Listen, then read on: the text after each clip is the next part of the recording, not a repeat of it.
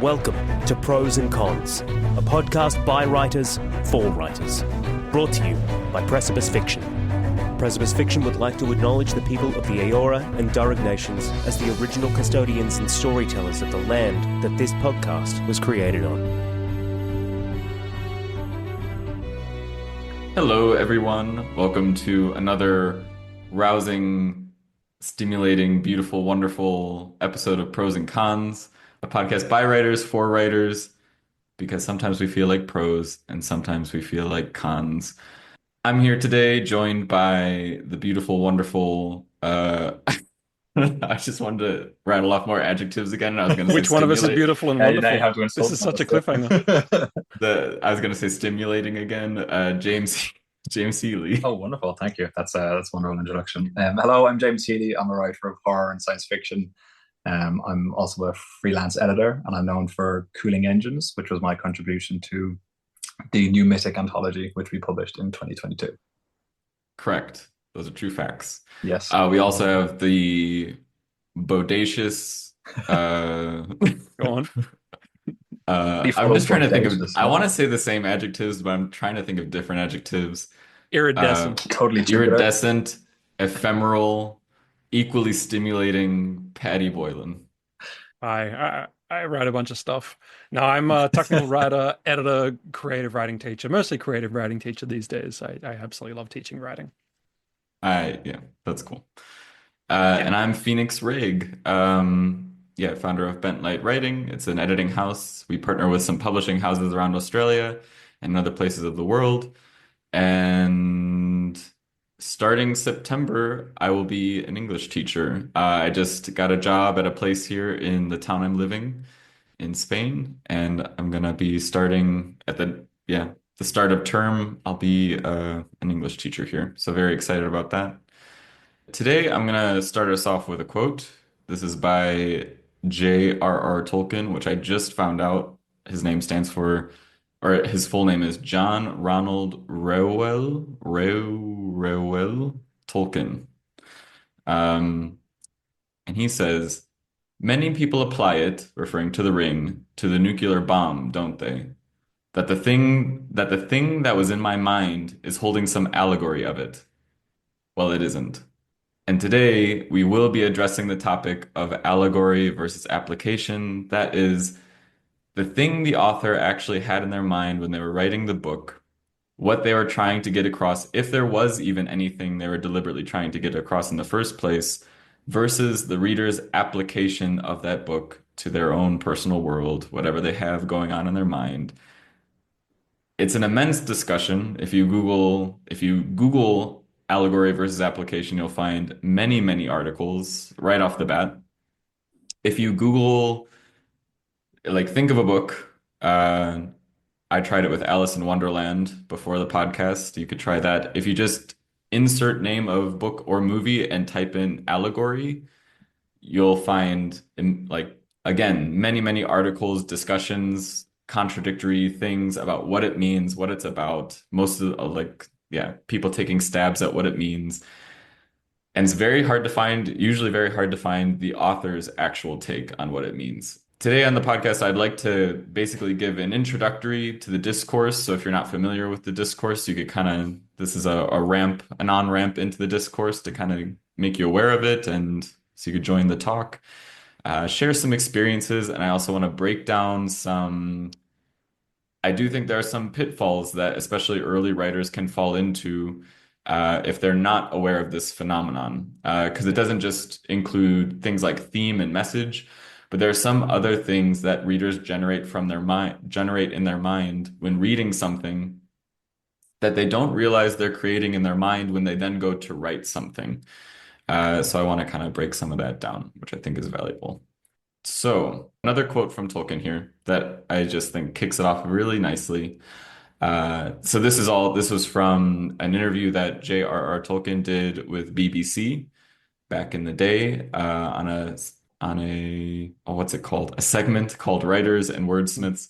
He said, "People do not fully understand the difference between an allegory and an application. You can go to a Shakespearean play and you could apply it to things in your mind if you like, but they aren't allegories. At least most of them aren't." So I'd like to kick things off, throwing it over to you guys. Do either of you have any examples of a book or something you've read, a show, something you've watched, anything where you just took something away that you were so certain, like this, whatever it was, this was it, like that thing was so about this, and then you just maybe later found out, oh, that's not what the author meant at all. So I remember you sending this message out beforehand to get us thinking about it, and I found myself really struggling, and I realized that was because I almost always try to avoid ever finding out what it was the author meant by the story, because I really believe in the idea that whatever the audience takes away from it, I kind of think it might be this phrase, the death of the author, that where that comes from is that once the author has put the story out there, whatever the reader, whatever the audience takes away from the story, that's what it was about to them. I can think of a bunch of examples of where I came away with one interpretation and someone else came away with a radically different interpretation. And I really enjoy having those conversations with people about stories. And I feel like if anyone's ever able to walk in with, well, this is what the author meant, it stifles that conversation because then everyone suddenly becomes wrong in their interpretation.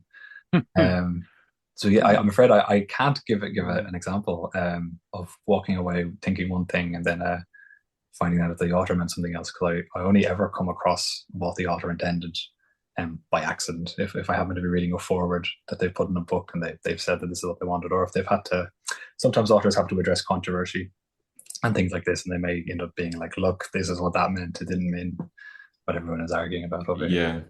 Yeah. No, that's good. And that's a big part of today's conversation. Brilliant. Okay. Funny you should say that you don't want to know what the author intended because that might invalidate everyone's understanding. I mean, I don't. Would it though? Like, I don't I think, see them as two different. I don't think it would invalidate it. I just think that it's. I think your own interpretation is more valuable. This is what I think. Yeah. I think there's room for both. I mean, I like the idea that the meaning exists somewhere between the author's original intention and the intention of the audience. And I kind of like that there's these two. I mean, like Phoenix, you mentioned Lord of the Rings, and like I think everyone's thinking Lord of the Rings. I've never actually heard that the ring could be a metaphor for the atomic bomb. I've heard that classic thing of it's about World War One, obviously. It's obviously about World War One. Tolkien famously said, no, it's not. Stop making the comparison. It's not. But if everyone thinks it was, and everyone gets that from it, and the author, lived through World War One, like, is it not? I remember hearing some quote that I swear to God was by Kurt Vonnegut Jr., but I looked it up and I couldn't find it. But it's something like the author doesn't always really know what their work is about. And on to say that, like, an author can have an idea of what their work is about, and the author can think that's what the work is about, but they're not the one that owns the meaning. They were just the ones that wrote the words. I think there's something kind of powerful to that. Thinking back to Tolkien, like, it might be about World War One, and he just, it shaped everything. He didn't consciously have it in his mind, but that's where all the pieces are pointing. That was a very rambly way of saying that, but I hope that makes some sense. No, it does. And honestly, I think I know for me personally, well, I don't know if I've had such a profound experience with this, but I could see it happening, and I think it's happened in small degrees, where at the onset of writing a story versus at the end of writing a story, the story will mean something fully different to me, and it will, or like even after the story is finished, it can then later mean something different to me. I'm like, oh, that's what the story's about, and it's like I didn't even know that at the time of writing it or whatever, but it's totally about that. Like I see that now. And it is an organic shifting thing, or it can be an organic shifting thing, even for the author, I feel, to an extent. That's so funny to me because I always start out with such a firm idea of what my stories are about. Like, I think I always write to a concept. And it sounds very freeing to not, but yeah, I've always got this like guiding, like, this is what it's going to be about, which is real pretentious, but that's what I do. That was actually going to be another question of mine is, do you write with a message in mind? Do you enjoy writing with a message in mind, or do you find a message along the way, or do you try to just capture an organic sort of snapshot of the world of people and let messages be what they are? I can speak to that at the moment, just with the story that I'm working on for our next anthology. I definitely started that with a message, an idea, and a theme in mind, and first couple of drafts of the story just felt really stiff, and I really struggled with them. And I wrote it to a place where I was right. That's happy. I have that all in place, and that's a story beginning, middle, and end. It's not great, but I can work on it more as we start to edit through it. Mm-hmm. And I left it down for a while, and I came back to it, and I kind of decided to rework the theme in particular. And I just abandoned the original idea because I felt like the story that I had written, the narrative that I had written, didn't fit the theme that I had originally tried to fit it into in the character arc. And I'm editing it now, and I'm feeling way, way better about it. And I feel like the new theme and what the character is going through just fits the narrative so much better, and it's something I'm a lot more interested in. Can you tell us what the old theme and the new theme are / what?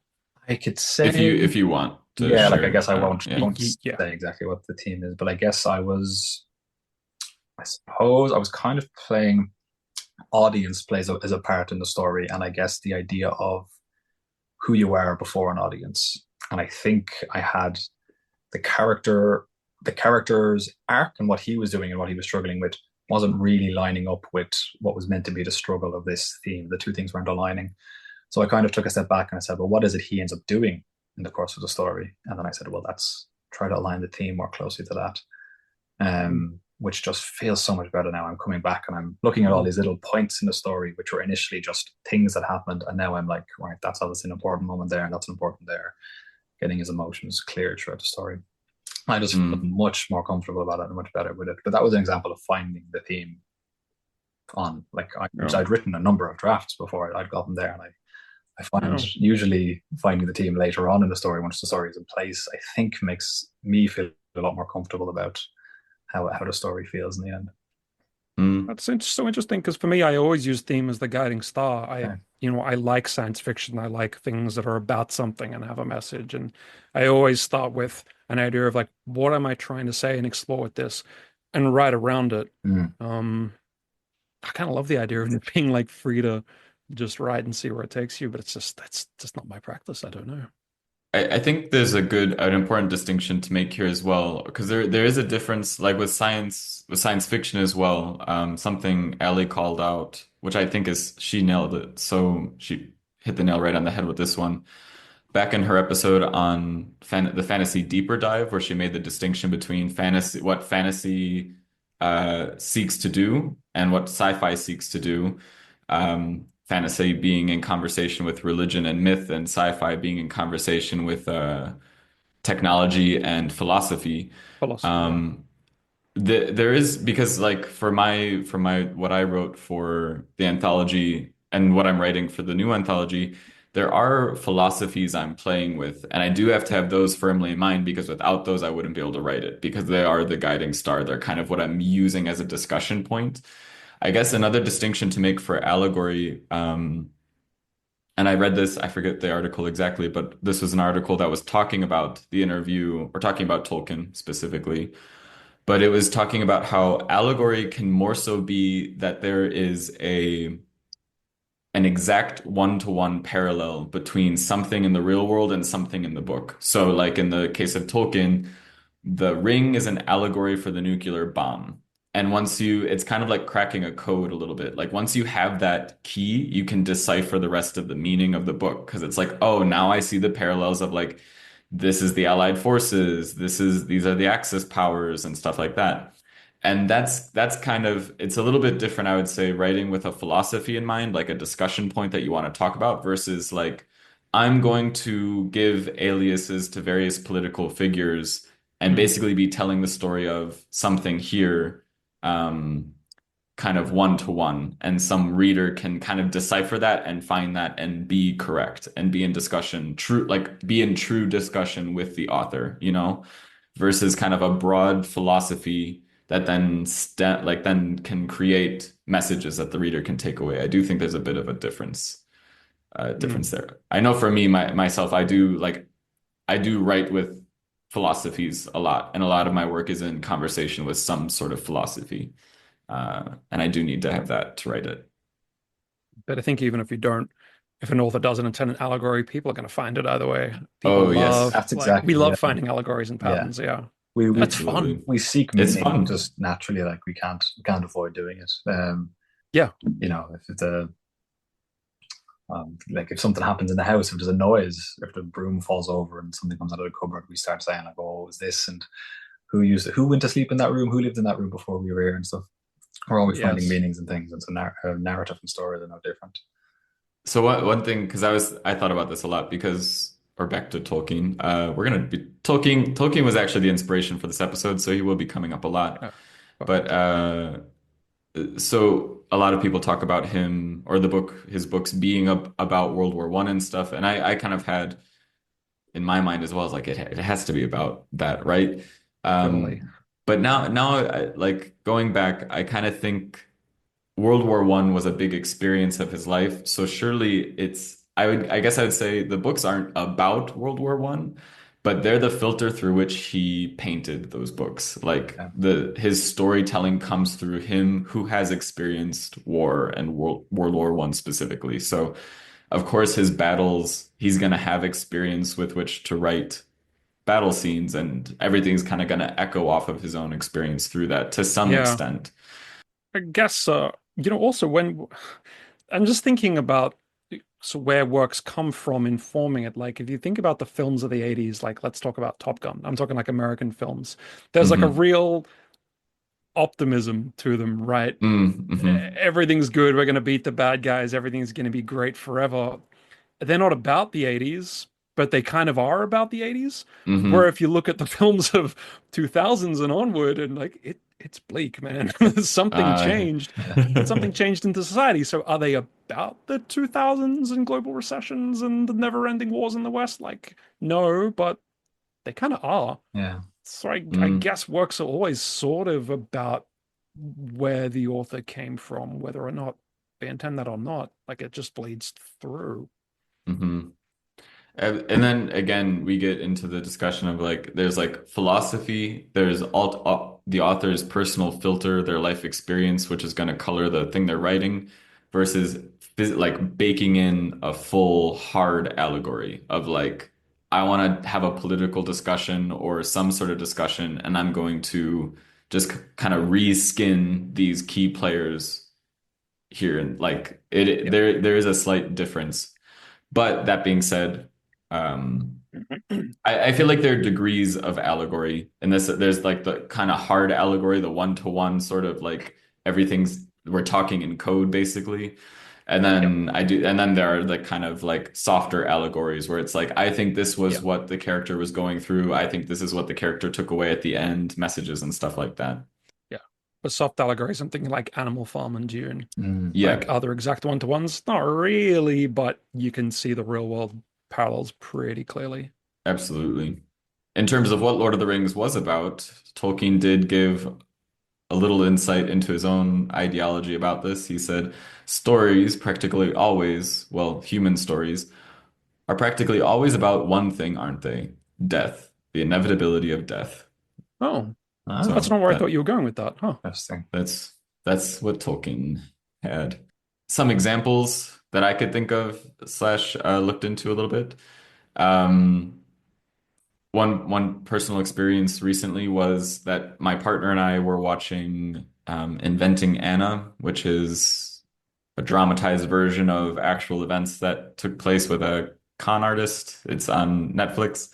It was very good. We had a great time watching it. But there was this one scene where there was just this slight tonal difference, or there was one of the characters delivered or like divulged a piece of information, and the tone that I heard it through versus the tone my partner heard it through, something so subtle resulted in us having completely different interpretations of what Ooh. was really said in that scene. On one end, we had someone thinking the person that was being told this information was more or less I felt she was being more or less genuine, and the person she was speaking to had more autonomy in the situation versus my partner who thought no, she was fully manipulating him, he was fully manipulated in that moment. And it came down to these small little tonal differences in how we interpreted the main character delivering the information. And like, so something so small can create two divergent interpretations like that. Imagine thousands of people, millions of people reading an entire novel that's full of different things that can be interpreted Yes. so differently. Like Yes. we create, there's so many paths there, and we're gonna take it so differently. Yes. I have kind of an example, kind of not, but you guys all know The Watchmen and Alan Moore. Have you heard about Alan Moore talk about the character of Rorschach Yeah, before? I've heard this. Yeah. Yes, No. yes. Okay. So I'm paraphrasing. Slight spoilers for The Watchmen. Not Not really. really, yeah. It's Anyway, just kind of the character and how he comes across. Or I don't know yeah. how So to say.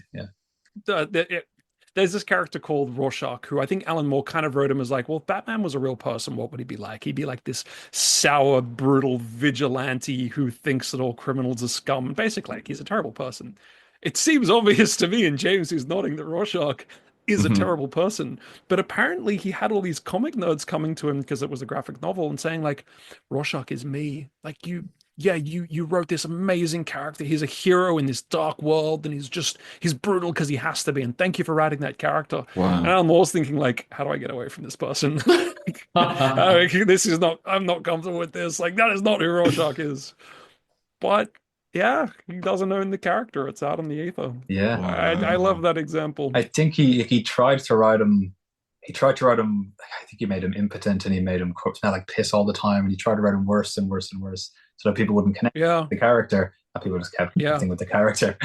I Um, know. I know. It's Fascinating. Yeah. quite remarkable.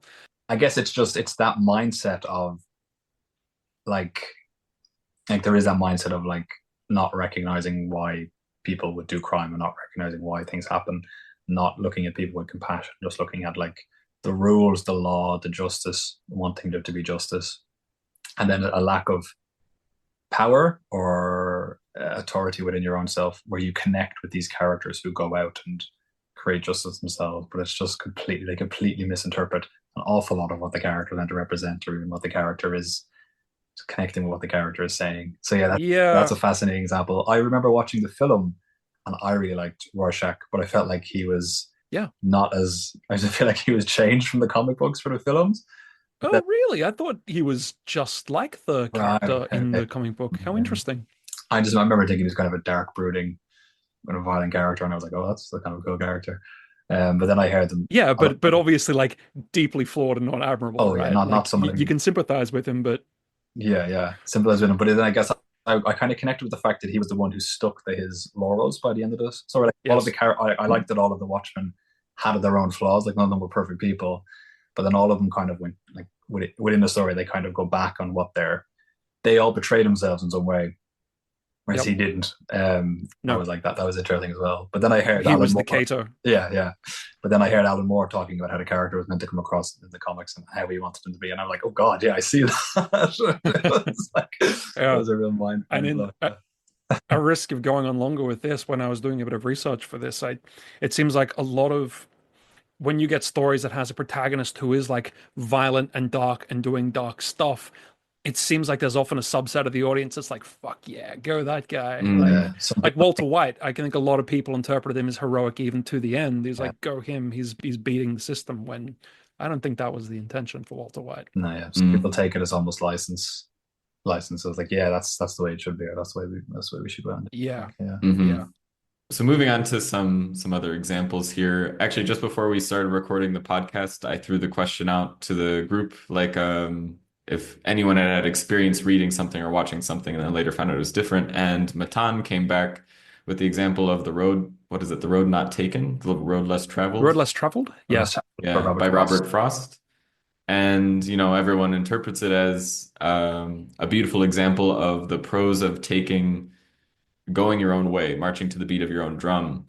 But Matan gave some strong evidence as well as some articles suggesting that the author actually intended it more as sort of taking the piss of their friend's indecision, and how throughout the poem, apparently, good old Robert continues to repeat the phrase, the roads are the same. Not exactly in those words, but is suggesting that the roads that you're trying to choose between are ultimately the same. And that at the end they finish by saying that they will tell everyone they took the road less traveled, which does significantly change kind of how one reads what he's ultimately trying to say. I saw that Matan sent this through just before we started recording, so I haven't had time to read the article. But reader or listeners, if you're curious, definitely it's worth another look. If it's been a while since you've picked up good old Robert Frost's poem, maybe it's time to pick it up again. I didn't have an example originally of a text that I read and misread from the author's meaning, but now I do, and it's that because I always read a really like dark and depressing tone from that. Like I thought it was like autumn and it's like the roads of life and the one you don't choose will be lost to you forever. I thought he was getting really melancholic, but it sounds like he's just taking the piss of someone. So I totally missed that. Yeah. I remember Look at doing that. school and them talking about the snow and them saying the snow means death and it's all about the choice. Yeah. Your life is two parts and which one did you take? And then it's just him taking the mickey out of his mate. It's gas. Like I know more than a few people who have Robert, like the road less traveled tattooed on their arms or on their waist and stuff like that. That makes it so much better. It's like all the people that call their kid Khaleesi after the final season of Game of Thrones is finished. It's like, oh. Those people are all very much so waiting for the last book to come out. They're like, come on, George R. R. Martin. Also, that wasn't the character's name, which was even funnier. Oh, really? Oh, yeah. Yeah, Khaleesi meant queen. Oh, that's right. But maybe they was calling their kid queen. I mean, yes, of course. That's true. Maybe Robert Frost was like, you know what? I'm gonna write a poem that later on English teachers are not gonna be able to resist lecturing on and on about to their students. Like, let's see what kind of honeypot I can set here for English teachers later on. But if everyone misinterpreted the meaning and it's still regarded as this like great work with an incredible meaning, I mean that kind of says something interesting in and of itself. Mm-hmm. Yeah, like its original meaning. It's not that it's not important, but it's important in a different way. He inadvertently wrote something that really spoke to readers. And actually, I have some more words from Tolkien that will actually apply to this. So later on, not right now. We're gonna move on, but I'll just throw something in there about by all means. Yeah, I was very lucky to be able to go to the Irish Limerick Writers Festival this weekend, and I got to see Irish writers speaking and talking about their works. And both Paul Muldoon, a wonderful Irish poet and author, and Paul Lynch, another great Irish author, they both spoke about the subconscious and how that your subconscious might kind of know what you're trying to say, even if you don't know exactly how to put it. Paul Muldoon particularly spoke about his poems, and he says that when he finishes his poems, he often doesn't know necessarily what they're about. He says he's trying to say two things are like two other things, but that might not be what other people interpreted, or those two things might not be what people read from it. And he was saying that he felt Shakespeare often did the same thing, and that he may not have necessarily known what he was saying about characters, but he subconsciously understood people, and that kind of came true in his writing. And they were saying that he called it not negative space, or kind of negative. So it was called something where like you're accidentally good, or something that meant it that way. What you're not intentionally doing is still coming across in the writing, because you subconsciously understand what you're doing. And if you understand the ideas, or if you understand people, or if you understand the theme that you're trying to get across, even if it's not something you're intentionally putting into the story, that can come across and really uplift a piece of writing, and people can see that even if you didn't intend it. I love that. There's something almost like kind of mystical about that, isn't there? Yes. Yeah. Robert Frost could have been thinking he was taking the mickey out of his friend, but in reality, like, he didn't realize that subconsciously, he's giving his friend a hard time, but in reality, he's just jealous of his friend actually taking his time to weigh the decision. Yeah. And he actually does desire the road less traveled, and that ended up being the poem that he wrote without him realizing it. He was revealing his own psyche. Maybe that poem is the lesson his friend needed to learn to be less decisive, if you know what I mean. Mm-hmm. More decisive, you mean? Or less decisive? Sorry, to be less indecisive. Oh, less indecisive, yeah. Robert Frost is listening. Take notes. Yeah, Robert Frost, one of our dear listeners. No, thank you, Robert Frost, for your contribution. I felt like I didn't want to fully just drag him and stuff like that, like he did. So Yeah. I don't it think it's felt I don't think sacrilegious. it's a drag if like if you Ah, write a true. story Yeah. to like take the piss out of one of your friends and it ends up being like one of the greatest poems in like that was just him on Yeah. a 20% day, you know what I Yeah. mean? In English class Uh, for a I love generation. that. As well as now, like many years later, he's like, finally, people are talking. People finally, people are laughing. They get the joke. Yeah. Get it, yeah. Yeah. I gotta say that's also pretty bold to like go out and say like, nah, you're all wrong. And not to Yeah. just take the win of like, yep, Yes, that's yeah. what it's about. That's the work. Very cool. What do you both think Star Wars was about? I mean, who cares? That's harsh. I I for the enjoyed Star Wars, sake but for the sake of the Best critical I podcast, analysis. mean, Best I care, critical analysis Paddy. ever. For the sake of the discussion, is there I something don't. deep at I love that. is there something deep at the heart of Star Wars? I suspect not. Oh my God. Um, Good versus evil. God, I love that. Star Wars, I felt like, I don't know, Star Wars was kind of like just pulling Dune and Lord of the Rings. Was it Lord of the Rings? Uh, The there Game was of Thrones. Hidden Fortress by Kurosawa. All right. I remember Uh, Lucas saying it was too. Anyway, no, I don't. I've heard it's a Never mind. retelling of the Hidden Fortress, but I haven't seen the Hidden Fortress, so I don't know. Oh, okay. Oh, So, like, I guess, well, okay. what do you think it was about? Inspirations aside, do you think Yeah. there's an allegory there? Do you think he's I telling mean, the story?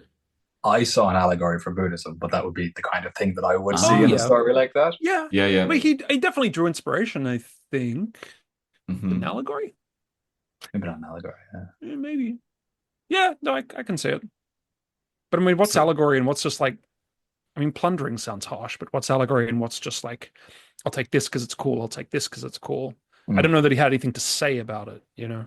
so Star Wars actually does have a pretty firm allegory that apparently George Lucas was trying to be in conversation with that I had no idea about. But a very tight allegory to the Vietnam War, where the Oh, yeah. rebels were Huh, actually very closely associated with the Viet Viet Cong. Cong and the Empire, the US. Yeah. And Huh. there's an interview, there's a whole discussion between George Lucas and James Cameron where George Lucas is talking about this stuff. I didn't find where he said this exact quote, but I saw multiple sources quoting him as saying it was really about the Vietnam War, and that was the period where Nixon was trying to run for a second term, which got me thinking historically about how do democracies get turned into dictatorships? Because the democracies aren't overthrown, they're given away. Was he Um, intending for that allegory to be transparent? Like, were we supposed to pick up on that? I I don't fully know, but it was Hmm. at the very least it Hmm. was like what he very much so had in mind at the time. I had heard him speaking about that with regards to the Wookiees or the planet where the jungle planet where they're kind of Mm. rebel attacks. Hmm. I hadn't Hmm. realized it was the whole series or the whole trilogy. Yeah. Interesting that he was having that conversation with James Cameron because James Cameron was quite open about aliens being an allegory for Vietnam as well. But I think that was Really? kind of yes, yeah, yeah. I think So it was are the aliens the Vietnamese, the North Vietnamese? yeah, and I think Oh, the yeah, like the soldiers coming in all gung ho, and their helmets are covered in kind of Vietnam. Uh, yeah, yeah. yeah. So I think That they're makes sense. And they're all full representing, of bravado and everything. And they yeah, get there and they realize, like, oh, we yeah, can't do this. kind of meant to Oh, represent interesting. the kind of Yeah. American overconfidence and kind of that they went into And Vietnam then the Viet Cong lay eggs in your brain. with. It breaks down after a point. Yeah, Yeah. yeah. It It's doesn't not hold a through the whole Yeah, film. Like, yeah, no, no, no. it's not a perfect metaphor.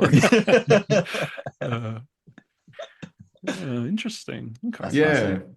Yeah. But again, I like the, like you said, Patty, who cares? Like at the same time, there is that line of who cares versus yeah, there was something intended. Do you need to know that that was his inspiration to enjoy the movie and pull whatever you need, whatever you want from it? No. Um, Yeah. I mean, I only some found that works out more than recently. others. Yeah. Yeah.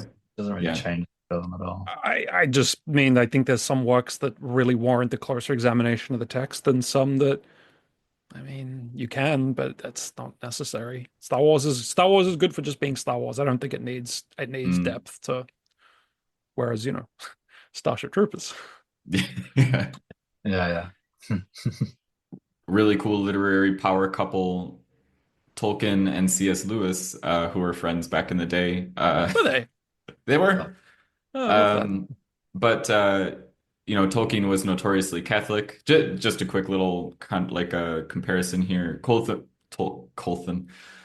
Tolkien was really Catholic, and everyone says like, oh, his works are like heavily laden with Catholicism and that sort of stuff.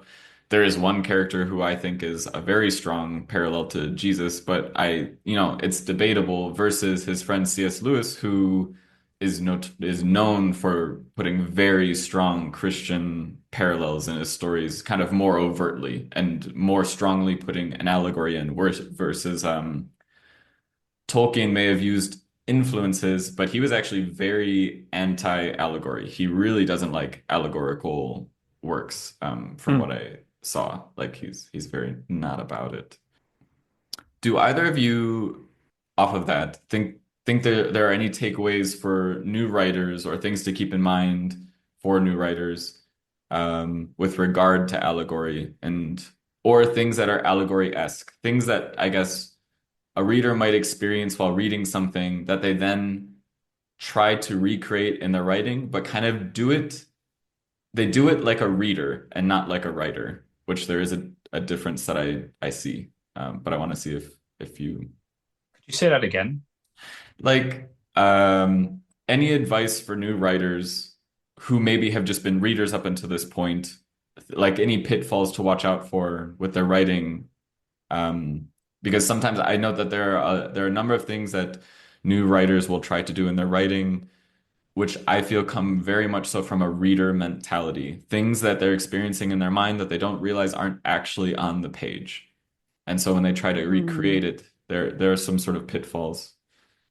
It's real tricky because, I mean, you want to say don't be too heavy-handed, but then if it's meant that the allegory should be picked up, it might go unnoticed.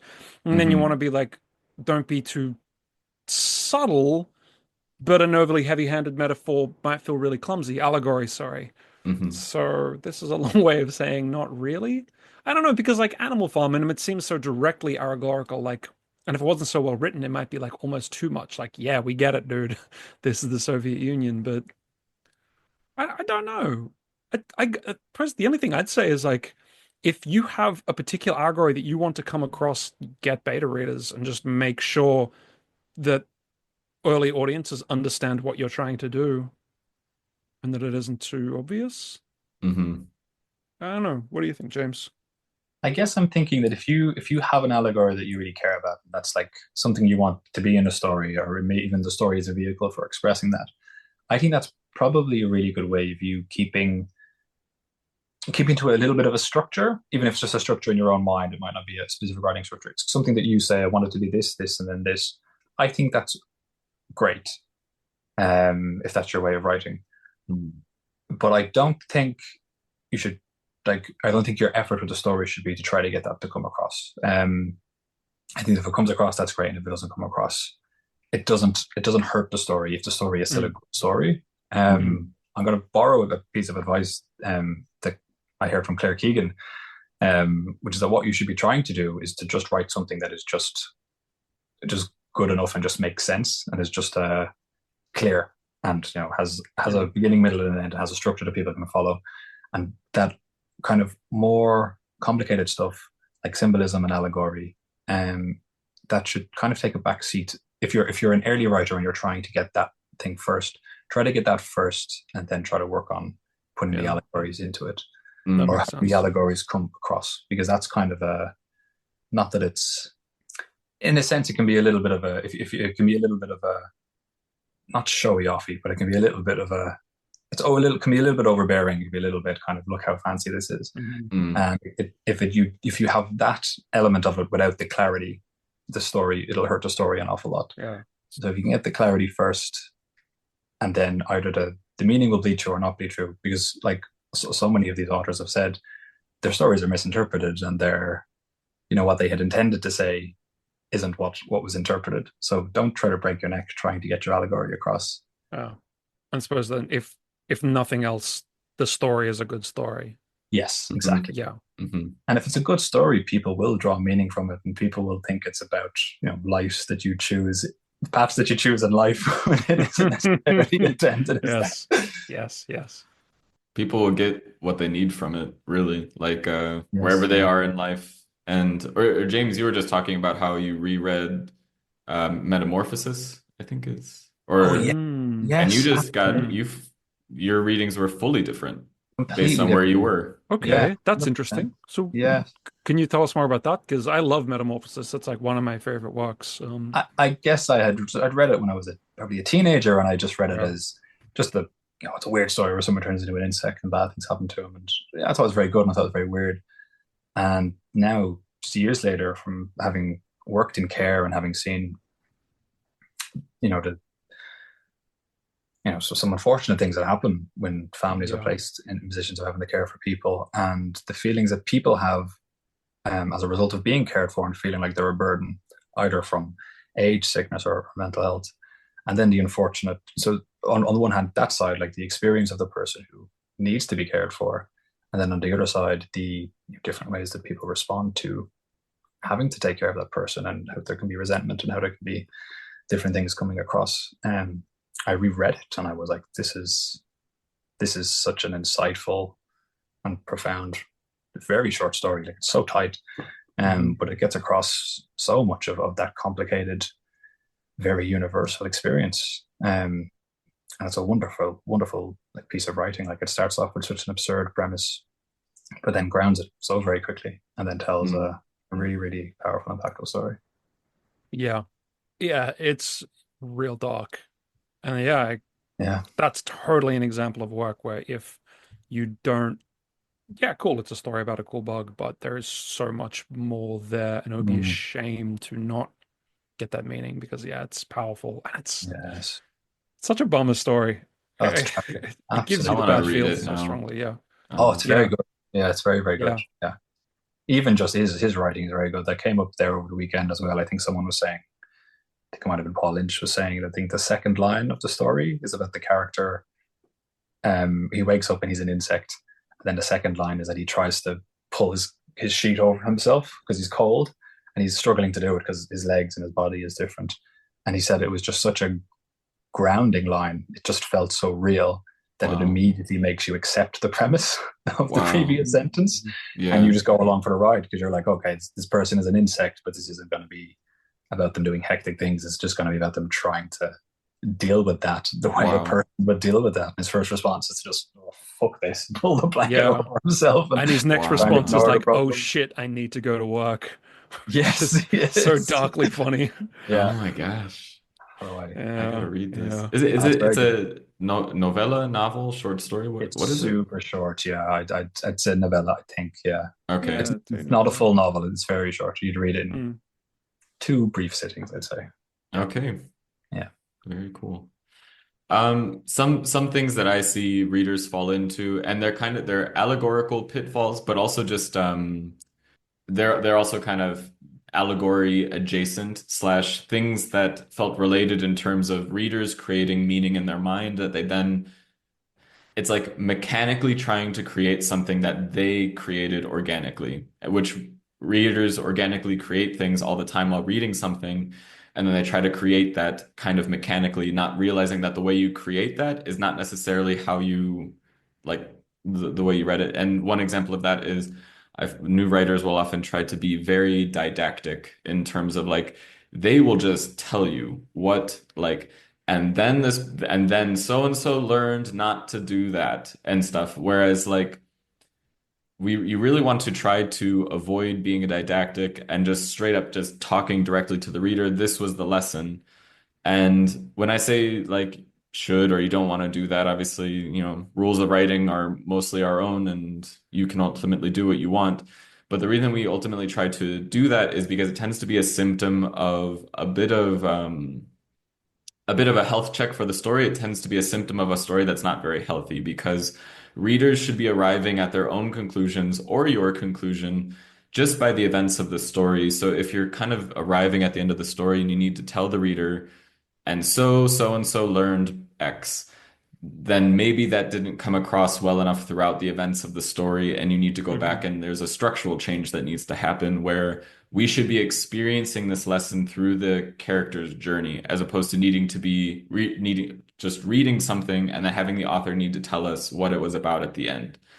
And I find a lot of new writers will be a bit, yeah, kind of heavy-handed, didactic, and just straight up telling you what the character's takeaway was and what they learned. And I think it comes from this fact that we do, when we read something, we take away meaning. But when you go back and read a lot of really good pieces of literature, nowhere does the author tell you, and then so and so learned this, and this was the message, and this is the takeaway. They don't, that was all you that took that away.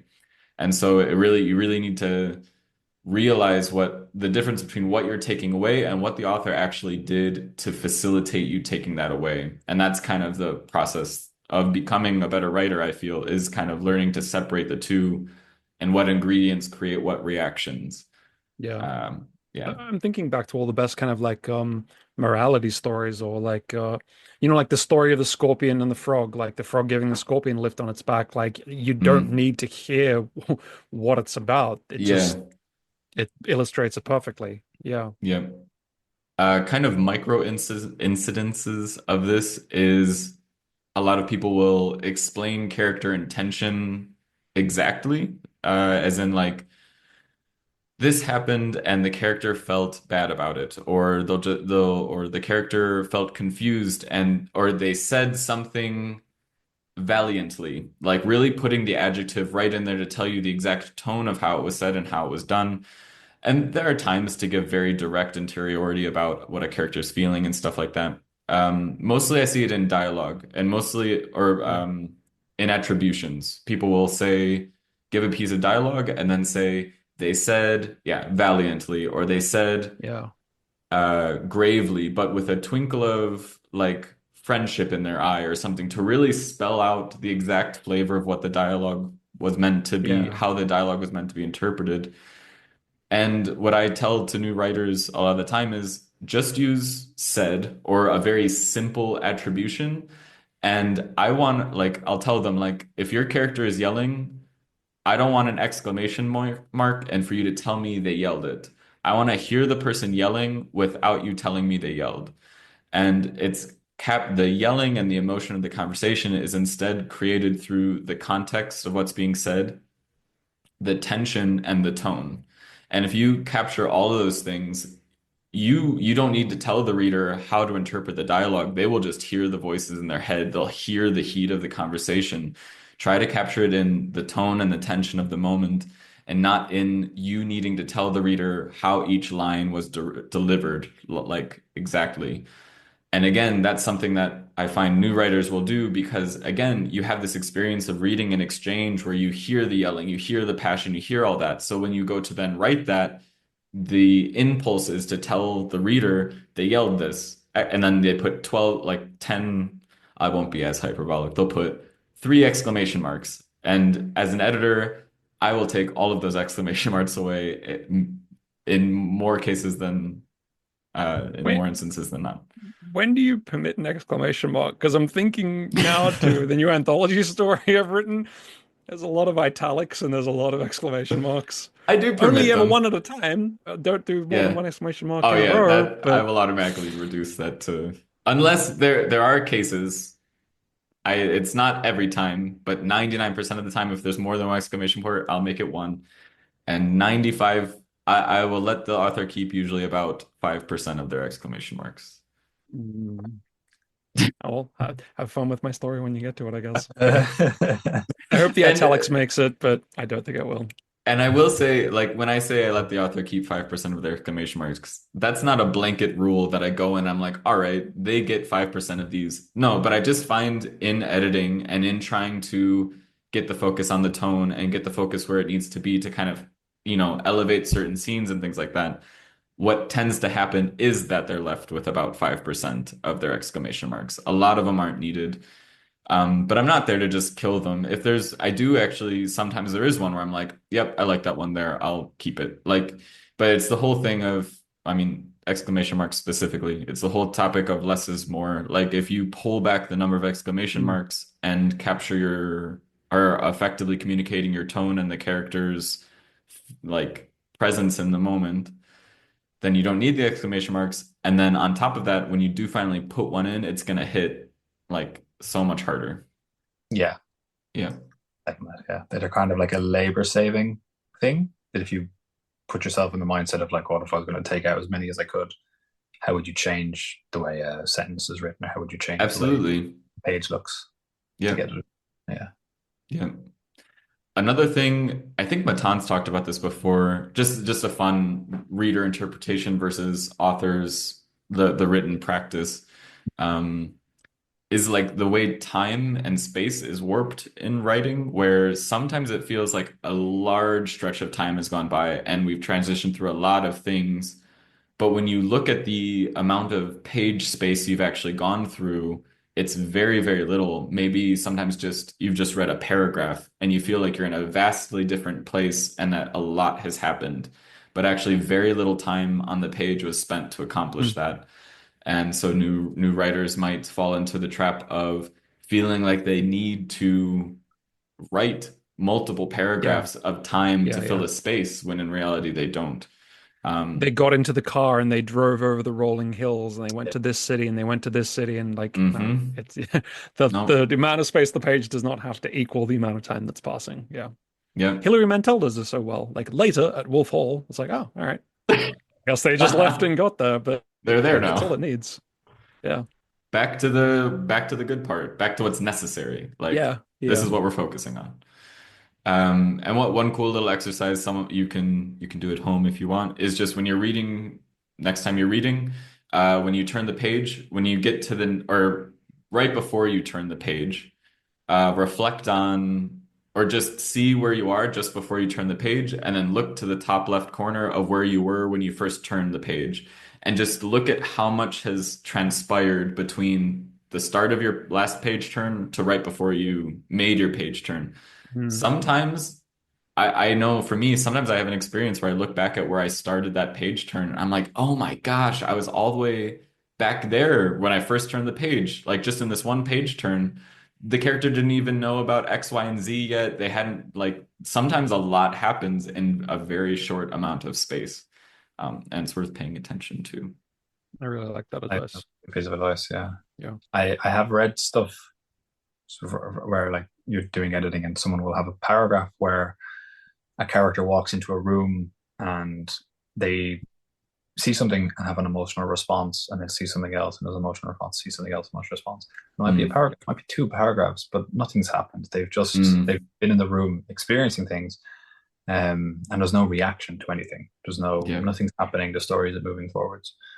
Um, and like that really, I find that really drags. Like you need to try to pick what's the important one in here, just have that happen, and then get them moving, and find an excuse for the other things that happen if they're necessary, but have the character respond to their emotions. Don't have the character see something, feel something, and then see something else and feel something else. Have them respond to their own emotions and move Mhm. through space in some way. And just kind of, again, these are kind of allegory adjacent or like within the realm of kind of what's going on with allegories. But the cool thing about kind of pulling information back and more than just with exclamation marks, I'll tell writers that less is more with attributions and things like this, but it also applies to allegories and application because a lot of the time, if you actually pull back some of the information, you leave more space for the reader to fill in the blanks with themselves. And by doing that, by actually giving the reader a little bit less at times, sometimes you make it more engaging because they'll see more of themselves in it. There's more space for them to kind of fill in the pages. And that happens, that's with allegory and application. That's what's going on. Agreed. Well, anyway, I think we'll leave it there for discussion for this one. Leave a comment what allegories or applications, what messages you've taken away from this podcast. What were we actually talking about during this episode? Was this actually just all one reskin of some big political debate currently going on in the world? I don't know. What's Was your it? interpretation? Was Was it? it? I don't know. So leave a comment on what you think this podcast meant. If you'd like to see us in other realms apart from just the podcast realm, we don't just talk about writing, we do write as well. We have an anthology out called The New Mythic. Soon to be The Old Mythic, because we're currently working on a new mythic, a new anthology that we'll be putting out sometime in the near adjacent future. But anyway, the new mythic is out. We do have some great stories there for you to read. Each author contributed a story, vastly different worlds, exploring different things. Do they have allegories? I don't know. You'll have to read and find out. See, if you have read it, it'd be great if you could give a review on Goodreads. If you'd enjoyed this conversation, if you could give a review of this podcast as well, that'd be great. Share it with a friend. That'd be great as well. We do also release these podcasts on YouTube. So if you want to see our beautiful faces while we talk to you, that's available to you. And then, yeah, if you do leave a comment anywhere, well, yeah, go ahead and do it. We'll give you a shout on the show because we like talking to the people that also like talking about this. So, yeah, reach out, join the conversation. That'd be very fun. Thank you once again for listening. I do have a quote here, one last quote from the man, the myth, the legend, J.R.R. Tolkien. He said, "Of course, the more life a story has, the more readily will it be susceptible of allegorical interpretations. While the better a deliberate allegory is made, the more nearly will it be acceptable as just a story." So there you go. Leaning deep into both ends. At the end of the day, you might just get a story. James, what are the... Oh, wait, no, Paddy. I got mixed up because your changes on my screen, your positions on my screen have shifted. Paddy, what are the pros of allegories and stories? Look, man, that's a deep one. Editor, cut. 5, 4, Okay. 3. Exploration of a real world topic from a direction that isn't normally explored. That's what I'm gonna say. That's what I'm gonna say. Yeah. Yeah. It sounds like it means something. That was a Yeah. good Does answer. it? Thank you. Like digging when everyone else is jumping, right? That's what you're saying. Yeah. Like that. Yeah. All right. Yeah. James, what are the cons of allegories and stories? Sometimes the author's intention was garbage. Yep. Yep. There it is. All right. Thank you all for listening. See you later.